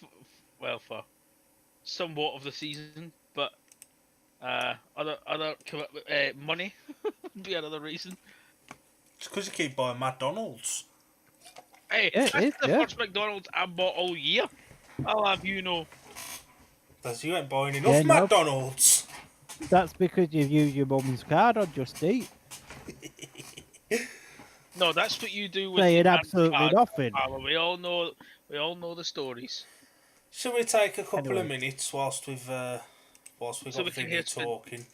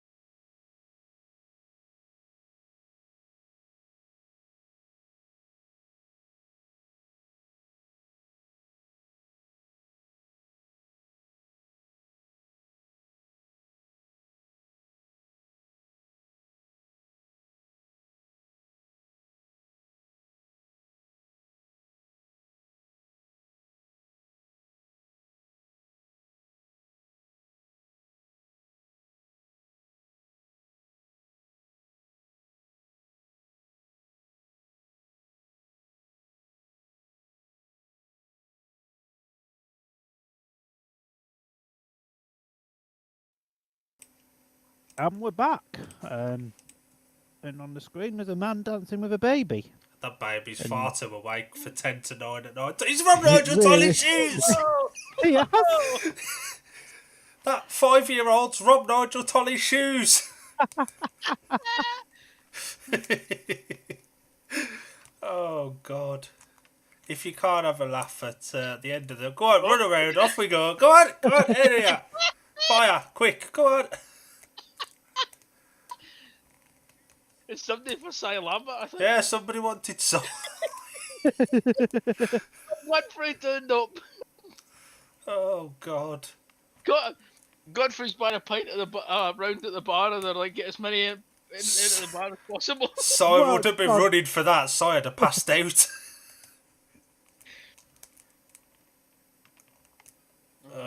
And Sam Masters just said in his interview there, nobody from Poole can get a maximum now. So that's at least a little bit of bragging rights for Oxford. Thanks for reminding me. Oh yeah, I thought there were going to be 4 of them, Barber. So did I. So yeah, thanks Sam and Co. And Smiley Jace. And Smiley Jace. And Ashton, your mate. And him. Thank you to Connor Coles for keeping our dream alive. For But so long. in all seriousness, though, it is nice to see Ashton go out and not shut off and be there in the first turn, and it shows what he can do if he keeps it screwed on. You know, when the 100%. confidence is there. He just has confidence against Richard Lawson. That's all it is. Right, that's it. Ashton Bowden Cheetahs #1 next year. Here we go. There's a decent crowd in, considering the meeting was over. Should we pause up because D&D Media Yeah. sponsored rider Simon Lambert's on the telly? One of the reasons we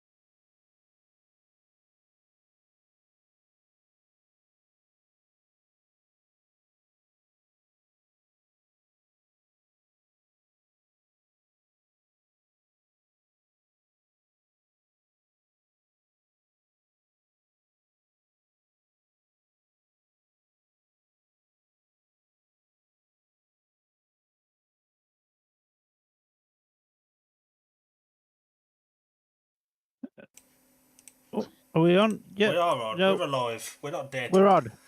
We're on. So a very good, very honest, I think you would say, interview there from Simon Lambert as well, who, as we know, wears his heart on his sleeve, and was brutally honest. Ashton is a weird kid.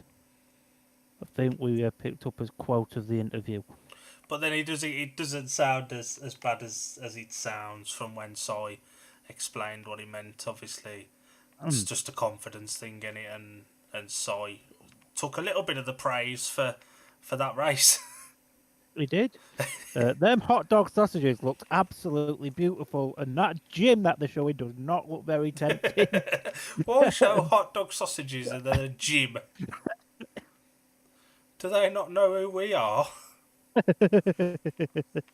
Obviously not. But yeah, obviously going back to the interview, he was brutally honest, as Si always is, and talked about the National League as well, which obviously he was a team manager in, which is pretty cool to hear his views on that as well. So yeah, interesting. 2025 potentially ahead for him. He did say as well he's got 2 brand new bikes being built already for next year. By his team manager. What team manager do we know that's also a mechanic?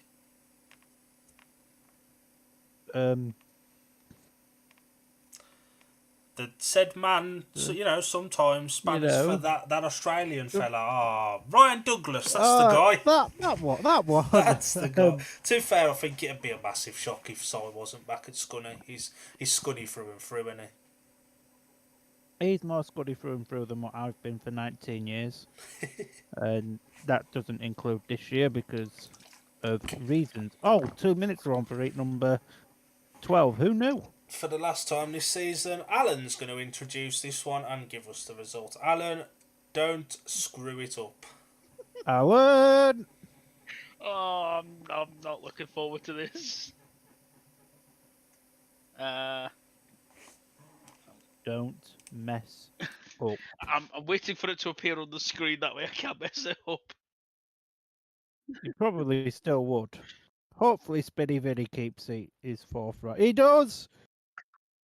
What a boy. Well, why wouldn't they? It's the last match of the season.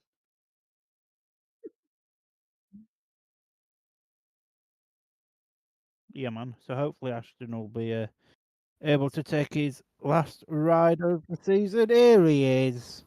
Mr. Ashton.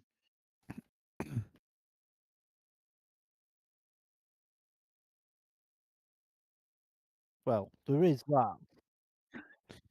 So the lineup for heat number 12, in red off gate number 1 is Ben Cook.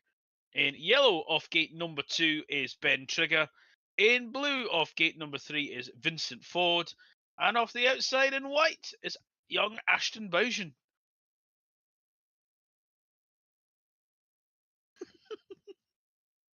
That deserved half a round of applause. So I will do the normal talking now. As Dyl would say, Mr. Palmer, over to you, son. So the riders into starters' orders, and the start marshal now walks away, and we wait for the tapes to rise, and just like that they do. Ben Cook has made an absolute electric start. He's already a million miles ahead. Vinnie Ford trying to get around the outside there of Ben Trigger. Ashton Bowden a million miles away in Bournemouth Beach. Who love to sponsor us at the moment. So Vinnie Ford's really giving it to Trigger, though. One mistake from Trigger and Vinnie will be through. Ben Cook's checked out away and gone already. He's he could get himself a hot dog and finish his potential final championship programme ride with a win, which I'm sure he will have wanted. Ben Trigger holding off Vinnie Ford really, really well here in second. I don't think many people would have expected that, but if rumours are to be believed, then he could be Poole bound for next season. So this will be pleasing for the Pirates supporters if that news happens to be true. But Ben Cook wheeling him down the back straight, as he's done many, many times around this Wimborne Road circuit, powers himself to a heat win. Trigger second, and Vincent comes third. Yeah, pretty good right there from from Ben Trigger in second place, holding off Mr. Vincent, as you well said, and Mr. Cook taking the win. And Ashton going back to where he started at his first heat tonight.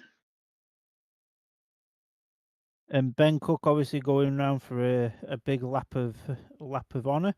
Is that his last race as a pirate, do we think, or is he in 15? So the result of heat number 12 was a win for the rider in red, Ben Cook. Second was the rider in yellow, Ben Trigger. And third, the rider in blue, Vinnie Ford, with Ashton Bergen at the back. A 4-2 makes the scores 46 to the Poole Pirates, 26 to the Oxford Cheetahs, and it's 103 to 59 on aggregate. And that was Alan's last one of the season. Alan will probably be back next season, but who knows? Contract to How be big you determined. So the last 8-13 of the season coming up, Mush. I think a lot will be dictated by the lineup for 15. I think if we see Tom Brennan and maybe Ben Cook, could that be their farewell to Wimborne Road? A lot of people think that this is their final meeting in the Championship, with their Polish contracts already being signed for next season. Yeah, and to be fair, someone's just said in the big group chat, do we reckon Paul give Ben Cook and Brennan 15? Probably.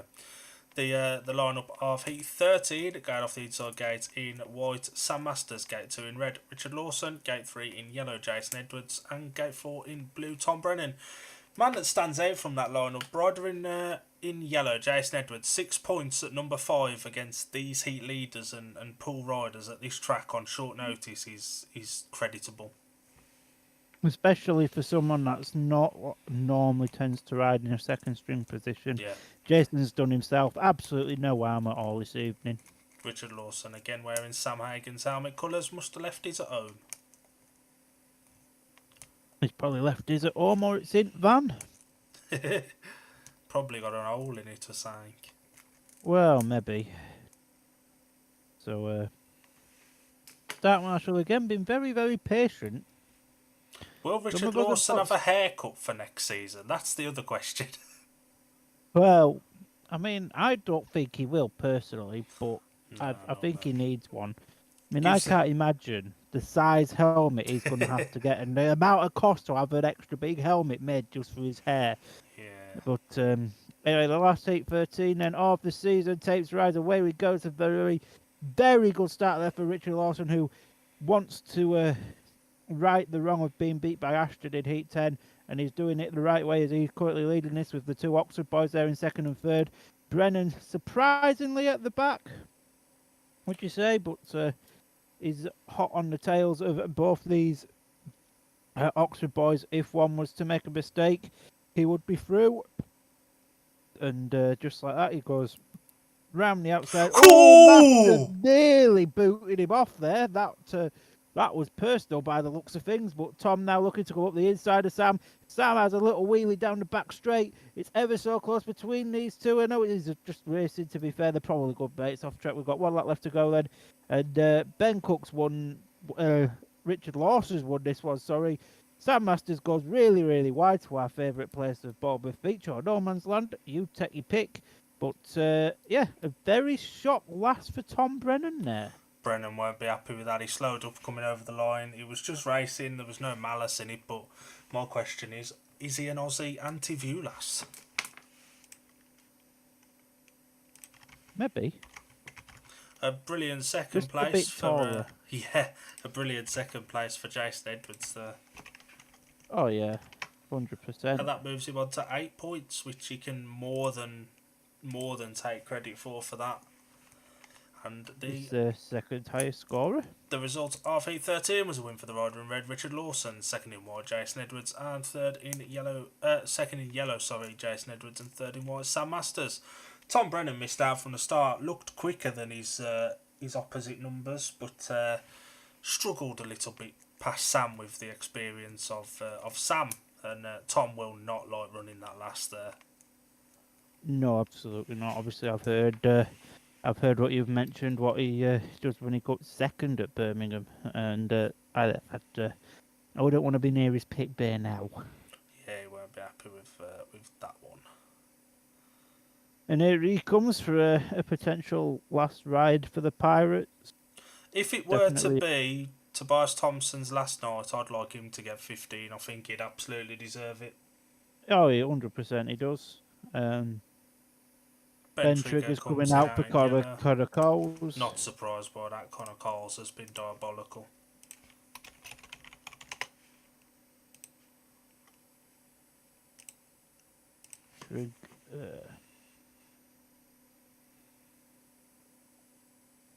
Zach Cook will be looking for a little bit more. He's had a substandard evening by his standards tonight. Just a tad, hasn't he? Yeah, he's not had the best of evenings. The lineup for the penultimate race of the 2024 British Speedway season. Going off the inside gate in blue for the Pirates, Tobias Thompson. Gate 2 in white for the Cheetahs, Dan Gilkes. Gate 3 in red for the Pirates, Zach Cook. And off the outside, a reserve change in yellow is Ben Trigger. Trigger. That it is.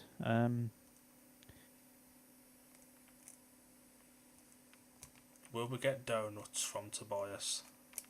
Probably. And it is weird that we're just 2 races away from the end of the season now. Like the end of the It's season mad, is isn't upon it? us. There's no other meetings scheduled anywhere in official meetings scheduled anywhere in British Speedway for this year now. So this is it.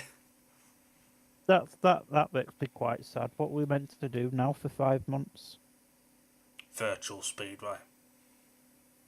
Well, to be fair, we do enough of that within the other 5 year. It's true. So the start marshal then walks away for the penultimate time. The tapes rise, away we go. A good start. And Gilkes is on his bottom again. Gilkes is on his bottom again. It's taken us until the last but one race to get a rerun. Well, a bunching, should we say. That's the one. Good job that start. Track staff member and a fireman. The place had burnt down and collapsed by the time he got there. In your own time, son. We've only got beds to go to. Hopefully Dan's all right. That will be all fall back. In the interest of fairness, because it's the last meeting of the year, it's a penultimate race. We just want to see 2 races with all 4 back. It will be all fall back. There was contact with Tobias. You're brave wearing a t-shirt, mate. Tobias was very, very close to having both wheels over the white line. There's been people closer and they've got away with it, so... Well, yeah, it's the last meeting. Chris just wants to get the meeting done and dusted. Yeah, well, he does when Jilksy decides to get up off his arse. That white helmet colour's seen better days. It was all going so well.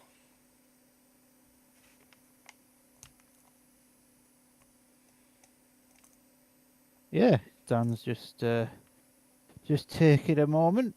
That's just so his team can sort his bike out. Looks like he's had a bit of a meal while he's been down there. He's got it all round his chops.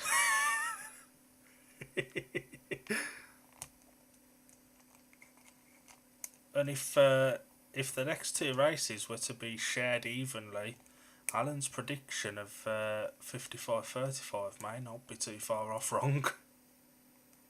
No, it wouldn't. Jilks is a tall fella, isn't he? He is a tall fella. He's a really nice guy as well, to be fair. I've got all the time in the world for him. Yeah, he's a nice chap. Lee Kell will be talking to Sam Hagan. Always worries me when we get an interview with the rider just before a rerun, because it means we're going to be stuck with another delay.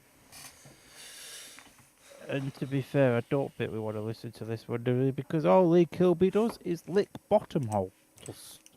Yeah. It's not ideal, is it? It isn't really, is it? No. What's Alan saying now? Oxford scores 7 there, but oh, go away, Alan. What a wally. Uh, But what would you rather though, Al? That score or 2-3 alls or 6 points apiece from the last two, and you get the score spot on the night.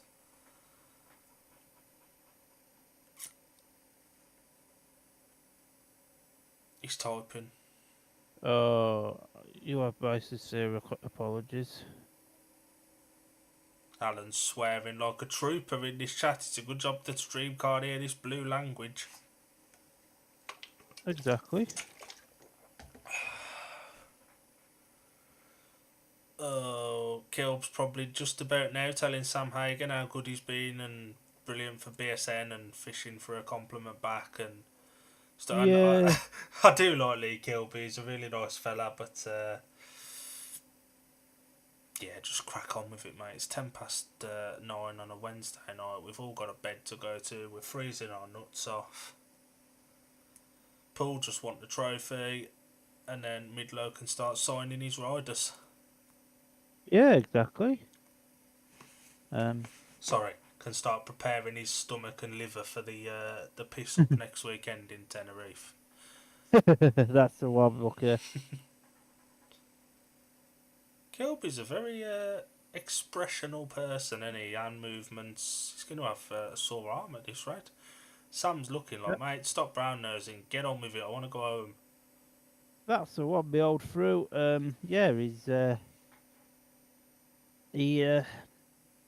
he just wants to lift the trophy, then wants to get back home to his lovely Megan.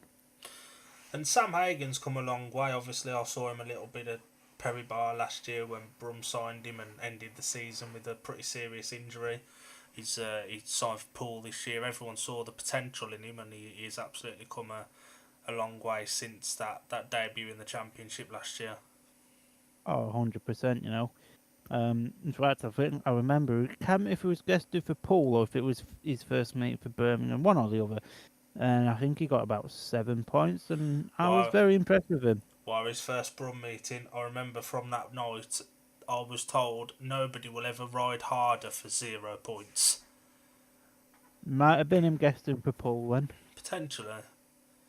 I do imagine this will be all fall back, being as the ref allowed as much time as he did. Jokes he was getting his helmet on. Yeah, I think it was a clear-cut decision. Me and you obviously have discussions about these first Ben bunching and stuff. That looks like a clean bike for Jokesy, so what was all that time for? Well, we had to get the washing up liquid and the right temperature of hot water to get it all ready. And same 4 riders, both Oxford riders had gated then. You did? Fair. Same 4 riders, same 4 gates, triggering for Connor Coles, that's about it.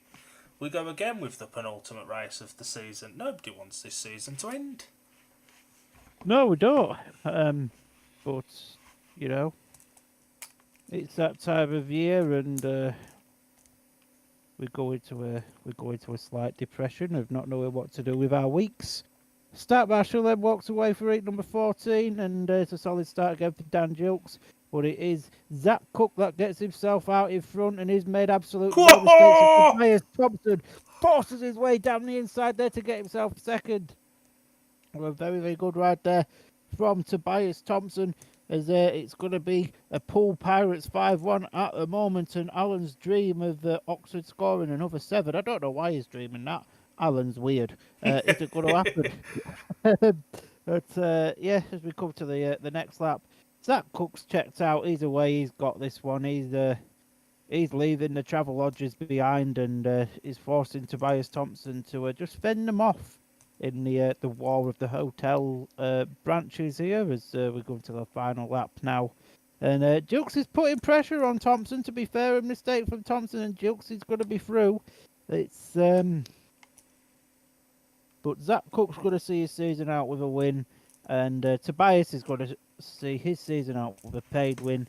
And I think, just a little gut feeling, I think Poole might have won this. No, I ain't having that. And Jilksy came on strong on that last lap, but ultimately came up the inside and pushed Tobias out wider to the line he wanted to be on. He did. and both Zach and Tobias taking a lap of honour. Tobias got his goggles off. Could this be a farewell? Farewell Could it? donuts.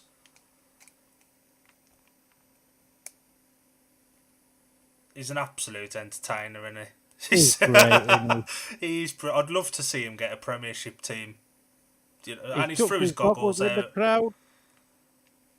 That maybe feels like a farewell from Tobias. The result of Heat 14 was a win for the rider in red, Zach Cook.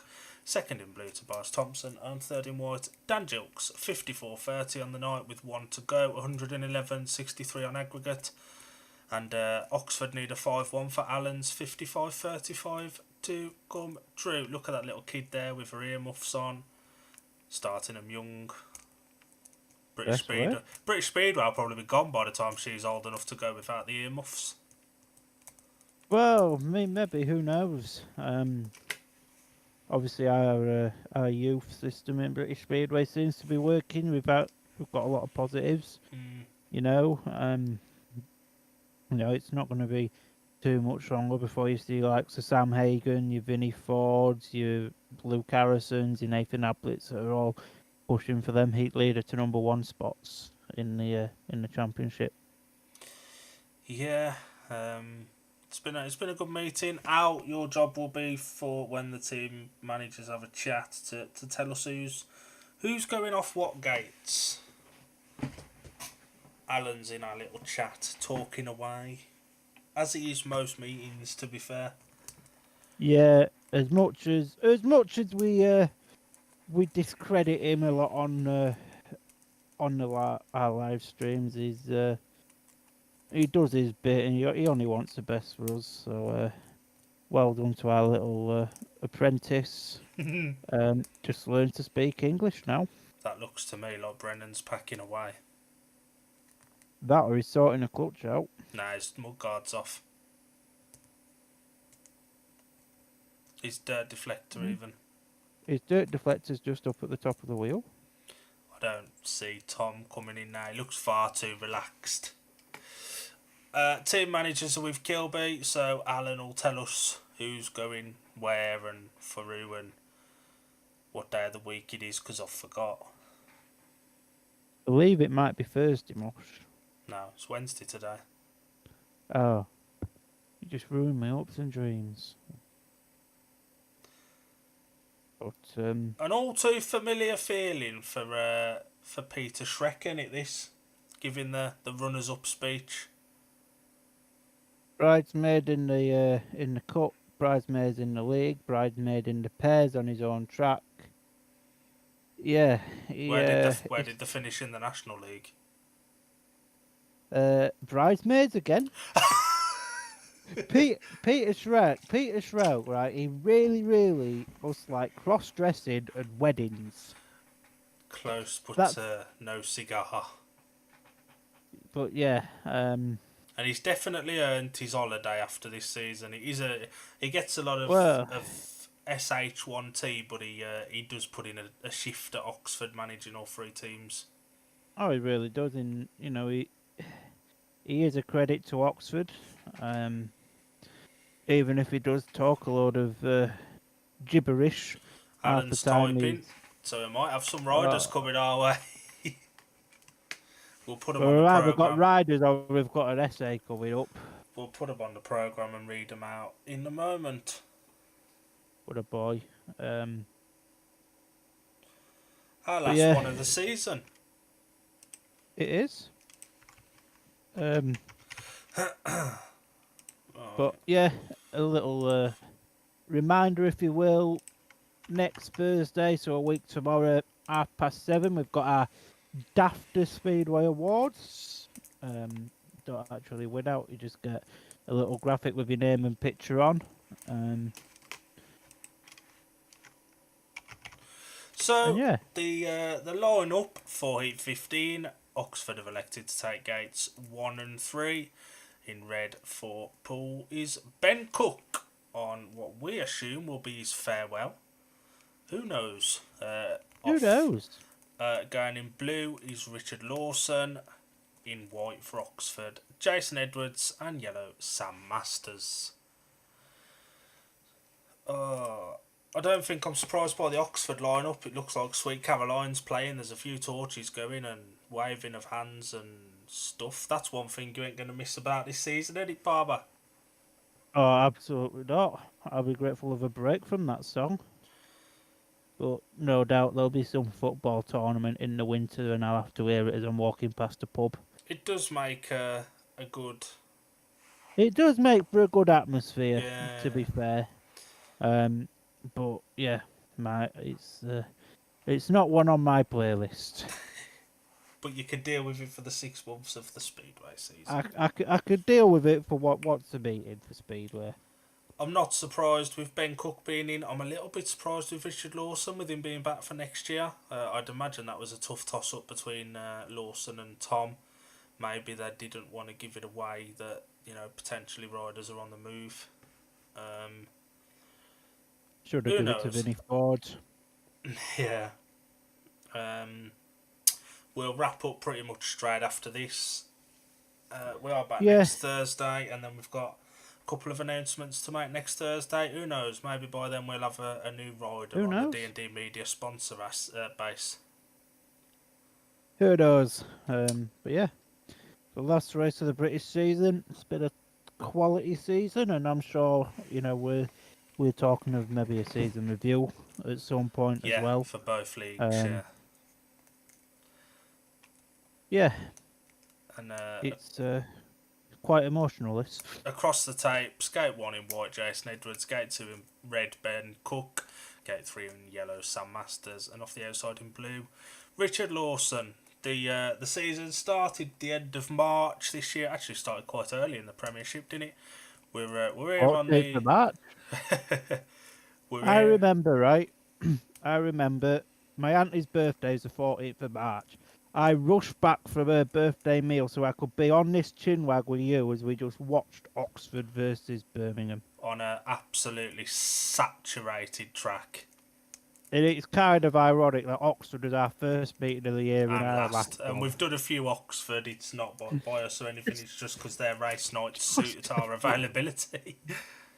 Just a few, but yeah, emotional, as I said. So, Start Marshall walks away there for the final time in 2024. Maybe, who knows? It's a very good start there for Ben Cook, with Sam Masters now going ever so wide, and he claims that lead. And it's currently now Ben Cook in second, with Richard Lawson in third, Jason Edwards at the back of this one as they're going to lap number 2. It's the same, and if anything, Sam Masters is just extending his lead, and Sam Masters has been a true asset to the Oxford Cheetahs this season, as he was last year, and potentially in years to come. Who knows? As we go to the third lap now of the Poole circuit of heat number 15 of the final race of the British Speedway season for 2024. I know we're nearly over, dog. Don't worry. And yeah, the last lap then, Sam Masters leads this. Quite a professional race for him. Cookie looks to come up to the inside of him. Can he get past? Not quite. He's got another bend or two left to go. But it's going to be a win for Sam Masters. And although he's finished last there, Jason Edwards absolutely hasn't disgraced himself tonight. As you said earlier, a second string for his actual team of Redcar, coming in, riding at number 5 against the likes of Tom Brennan, Richard Lawson, Ben Cook. Absolutely flying through the night. 8 points. He can be happy with his night's work. And if you want a very sad statistic, this was the exact same scoreline in the first leg. Was it really? Yeah. Crikey. It wasn't as dramatic as the final. It's got to be said, but it was never going to be, was it? We've been treated some brilliant meetings between these teams, though, and for the final time this season, the winner of Heat 15 in yellow, Sam Masters, second in red, Ben Cook, and third in blue, Richard Lawson, with Jason Edwards at the back, makes the final score 57 to Poole, 33 to Oxford, and 114 points to 66 on aggregate. Palmer, do you want me to run us through the scores, and then you can wrap us up for the night? Go on then. For the Poole Pirates, Richard Lawson scored 12 plus 1, Sam Hagan 5 plus 1, Ben Cook 13, Zach Cook 5 plus 1, Tom Brennan 8, Tobias Thompson 8 plus 3, and Vinnie Ford 6 plus 2. For the Oxford Cheetahs, Sam Masters 11 plus 1, Simon Lambert 3 plus 2, Ashton Bowden 3, Dan Gilks 4, Jason Edwards 8, Ben Trigger 4, and Connor Coles failed to score. So yeah, that's it for us. That's it for British Speedway for 2024. The chapter has finally closed on the 2024 book, and it's been an enjoyable ride, I think, for us both, and even Alan and Carl, who's joined us as well. Shout out to you guys. Massive thank you to everyone that's come in and like spoken to us on our live chat that we have, and messaged us to say how much we've enjoyed what we've done, because it really does, boost us to do this more for you guys. So thank you very much for joining us tonight. Thank you very much for joining us out in the season. We'll see you a week on Thursday for the Dafters. And if we don't see you then, have a very good off season. Have a very good Christmas. I got Father Christmas, brings you absolutely everything you want. And we'll probably see you in March, April time.